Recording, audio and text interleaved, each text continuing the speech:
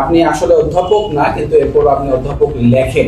তো একজন ইসলামী দলের প্রার্থী হিসেবে এটা কতটুকু ন্যায়সঙ্গত? এটা তারা বলে, আমি মনে করি তারা একটা দৌড় ধরার জন্যই বলে আর কি। তাদের তো হয়তো অধ্যাপক হওয়ার সুযোগ হয় নাই, কলেজ টিচারিং করার সুযোগ হয় নাই, এই দুঃখ থেকে তারা বলতে পারে আর কি। অধ্যাপক লেখাটা আমাদের এখানে একটা প্রচলিত বিষয়।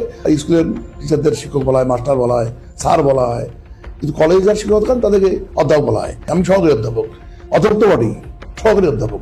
তো সহকারী অধ্যাপক বলতে গিয়ে বলে না, কিন্তু কেউ কেউ লম্বা করে বলে না। অধ্যাপক সাহেব কেমন আছেন? আইনিভাবে অধ্যাপক না হয়েও নিজের নামে অধ্যাপক লেখেন জামায়াতের এই প্রার্থী। মানুষের প্রশ্ন, একটি ইসলামী দলের প্রার্থী হয়েও এটা কতটুকু ন্যায়সঙ্গত?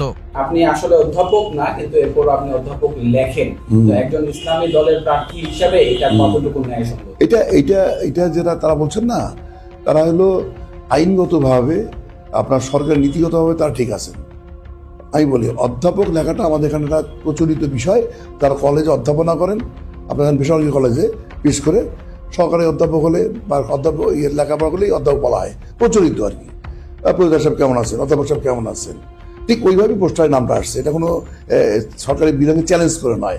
আবার খেয়াল করে দেখবেন প্রচলিত কথা কিন্তু অধ্যাপক বলা হয়, আর স্কুলের টিচারদের শিক্ষক বলা হয়, মাস্টার বলা হয়, স্যার বলা হয়, কিন্তু কলেজ যারা শিক্ষক থাকেন তাদেরকে অধ্যাপক বলা হয়। বাস্তব বিষয় কিন্তু কলেজে অধ্যাপক নাই, আমি সহকারী অধ্যাপক, অধ্যাপক তো বটেই, সহকারী অধ্যাপক। তো সহকারী অধ্যাপক বলতে গিয়ে বলে না, কিন্তু কেউ কেউ লম্বা করে বলে না। অধ্যাপক সাহেব কেমন আছেন?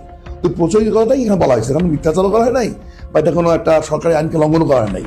এটা তারা বলে, আমি মনে করি তারা একটা দৌড় ধরার জন্যই বলে আর কি। তাদের তো হয়তো অধ্যাপক হওয়ার সুযোগ হয় নাই, কলেজ টিচারিং করার সুযোগ হয় নাই, এই দুঃখ থেকে তারা বলতে পারে আর কি।